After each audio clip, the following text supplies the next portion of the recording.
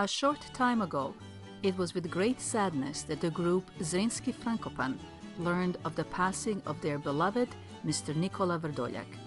He was a great leader, passionate about promoting Croatian culture and a pillar of his community. Prepoznatljivije ime hrvatskog folklora na ovom području je svakako ime gospodina Nikole Vrdoljaka. Dolaskom u Kanadu 1968. godine vidio je ulogu folklora u širenju hrvatskog identiteta i očuvanju hrvatske baštine. S tim ciljem osnovao je folklorni ansambl Zrinski Frankopan. Kroz 43 godine velikodušno je darivao svoje vrijeme i izuzetne sposobnosti okupljajući mlade, učeći ih pjesme, plesove i običaje i time podizao njihovu nacionalnu svijest.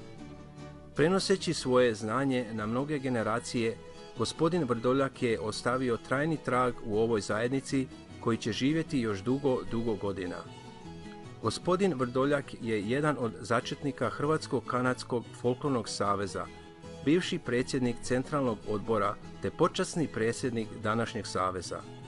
To su samo mala priznanja njegovog doprinosa zajednici Hrvata i multikulturi Ontarija i Kanade. U ime brojnih generacija koji su osjetili plod njegovog rada i očinske ljubavi, izražavamo iskrenu sućut obitelji Vrdoljak. Vama, dragi gospodine Vrdoljak, prevelika hvala na neizbježnoj žrtvi, radu, a još više na neizmjernoj ljubavi. Neka vas dragi Bog nagradi za sva vaša dobročinstva i neka vam je laka ova kanadska zemlja. Počivao u miru Božjem.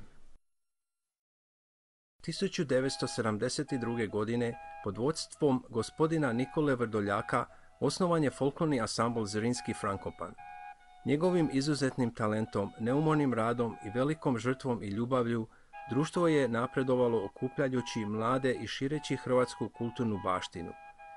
Njegov nesebičan rad je zasadio duboke korijene u zajednici Hrvata u Torontu i u folklornoj zajednici cijele Kanade.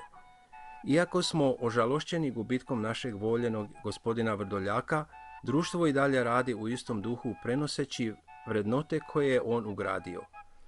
Na budućim generacijama ostaje da svojim talentom i dalje doprinesu zajedništvu domovine i dijaspore te očuvaju bogatu kulturnog nasljeđa hrvatskog folklornog stvaralaštva i tako nastave promovirati etničke vrline svojih predaka, jer tko se odrekne svojih predaka, otima povijesnu baštinu svojim potomcima.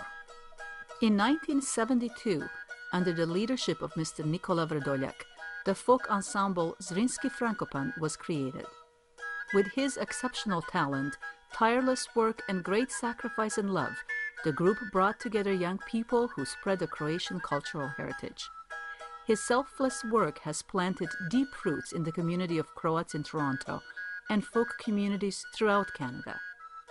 Though we are grieving the loss of our beloved Mr. Vrdoljak, the group continues in the same spirit of his core values. The future generations, with their talent and determination, will further contribute to the unity of the homeland and the diaspora and the preservation of the rich cultural heritage of Croatian folklore. In this manner, they will continue to promote the ethnic virtues of their ancestors, because whoever renounces one's ancestry denies the historical heritage of their descendants. Ladies and gentlemen, let us welcome Zrinski Frankopan.